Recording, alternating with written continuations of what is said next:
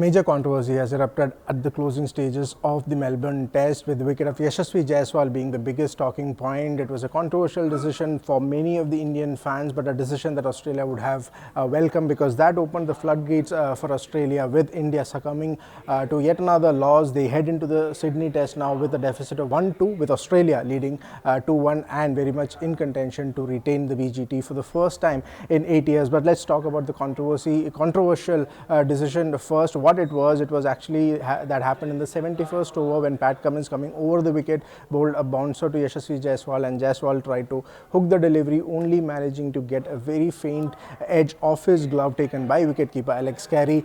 Australians went up with an appeal, but on-field umpire Joel Wilson turned down the decision, which was again referred to the TV umpire, and TV umpire Sharfuuddoula reviewed the replays, and on the basis of the primary evidence that he had on the deflection on that delivery, Yashasvi Jaiswal was given out, overturning the decision of Joel Wilson, which pretty much divided the opinions. Indian fans at MCG really calling the entire proceeding and showing their frustration, venting out with chants of cheaters, but if you look at the decision, how it panned out, as you can see on the screen very much clearly, the replay show there was a very clear deflection there as the ball passed Yashasvi Jaiswal a glove, and noted umpire Simon Toffel also said that the TV umpire's decision here was right, because there is a hierarchy of redundancy which the TV umpires use. The first primary evidence was this deflection itself, which was what Saikat, the third umpire, went in with.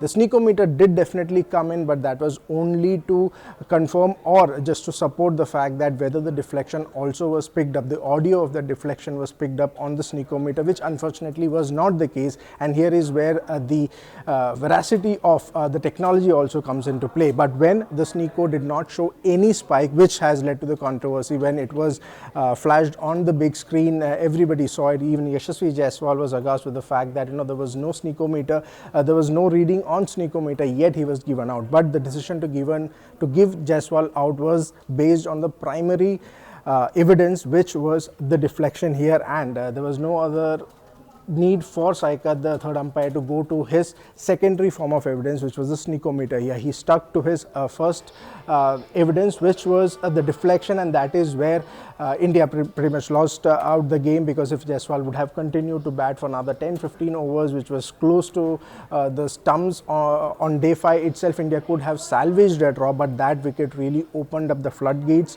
for Australia, and India went on to lose 3 more quick wickets, and Australia wrapped up the innings claiming a win, and they head into the Sydney Test with a lead of 2-1. With this loss, what it means that India would need to win the Sydney Test to retain the Gavaskar trophy, and also this also puts a big blow to their World Test Championship qualification scenarios as well, because this would mean India not only have to win the Sydney Test to draw the entire Gavaskar series 2-0, they will also have to wait for the result of Sri Lanka versus Australia Test series, which will happen in Sri Lanka, and they will have to hope Sri Lanka whitewash Australia 0-2 so that India can sneak through. Remember the WTC scenarios where South Africa have already qualified for the finals after they beat Pakistan, so there's only one spot which is left, and it's a 3-way race between Australia, Sri Lanka and India, and with this loss, India pretty much are now the least among the 3 to make it to the final. Australia would be buoyed by this win, 2-1. They can make this 2-1 to 3-1 by the time the Sydney Test ends, and if they make it 3-1, even if a loss against Sri Lanka would not matter much, as Australia would be through. For Sri Lanka, they can beat Australia 0-2 and have a slim chance to go and make it to the WTC final. But for India, now the entire scenario or the equation is not in their hands only. The Gavaskar trophy is up for grabs. Australia can retain the trophy for the first time in 8 years. India will have to win the Sydney Test to deny that, and WTC also up in flames for Team India as per their own control. That is, they'll have to depend on the results of what happens in the Sri Lanka versus Australia Test and the remaining Pakistan versus South Africa Test. But the major talking point was definitely Yashasvi Jaiswal's controversial wicket. But then again, it was not. It was a clear-cut decision wherein